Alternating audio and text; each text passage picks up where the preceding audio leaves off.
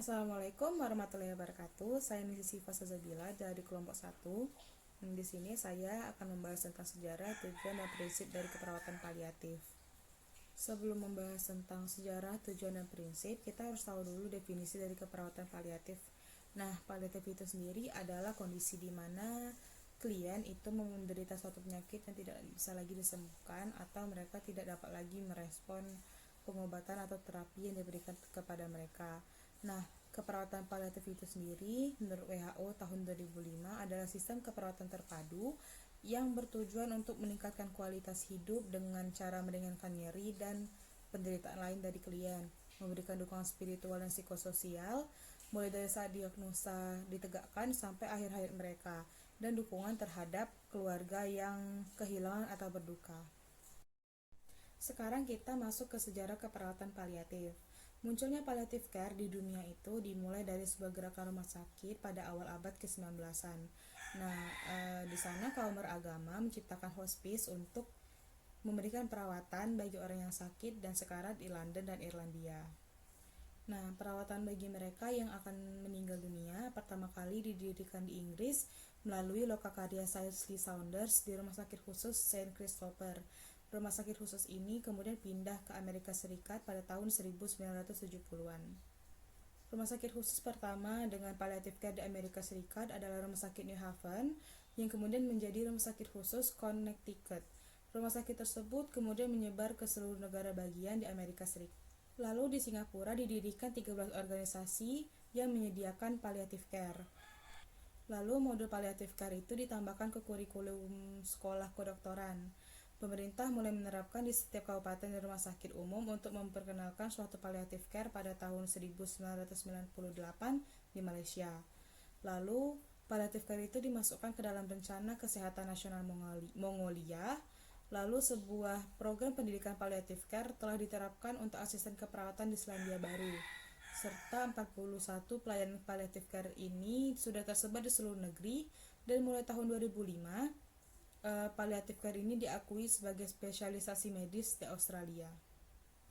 Lalu sejarah perkembangan palliative care di Indonesia adalah pada tanggal 19 Februari perawatan palliatif baru dimulai di Rumah Sakit Dr. Sutomo di Surabaya, lalu disusul dengan Rumah Sakit Cipto Mangunkusumo Jakarta, Rumah Sakit Kanker Darmas Jakarta juga, lalu ada Rumah Sakit Wahidin Sudirohusodo di Makassar, lalu disusul lagi dengan Rumah Sakit Dr. Sajito Yogyakarta dan Rumah Sakit Sanglah di Denpasar, Bali.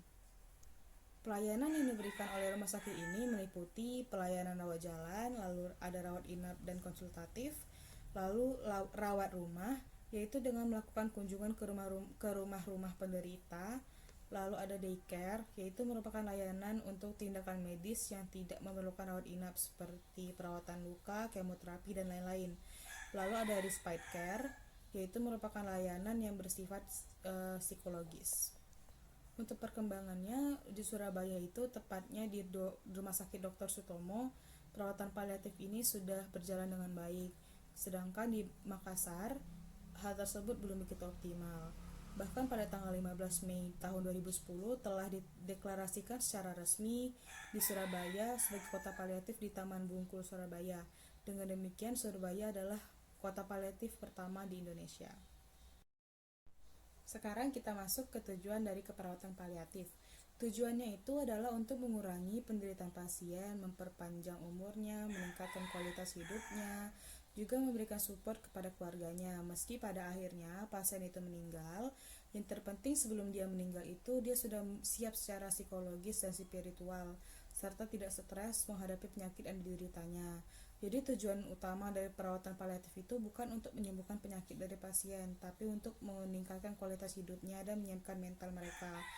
Dan yang ditangani itu juga bukan hanya penderita saja, tapi juga keluarganya. Lalu kita masuk ke prinsip dari keperawatan paliatif. Yang pertama adalah menghargai setiap kehidupan. Lalu yang kedua, menganggap kematian itu adalah proses yang normal, karena kematian itu adalah takdir, dan takdir itu diatur oleh Tuhan.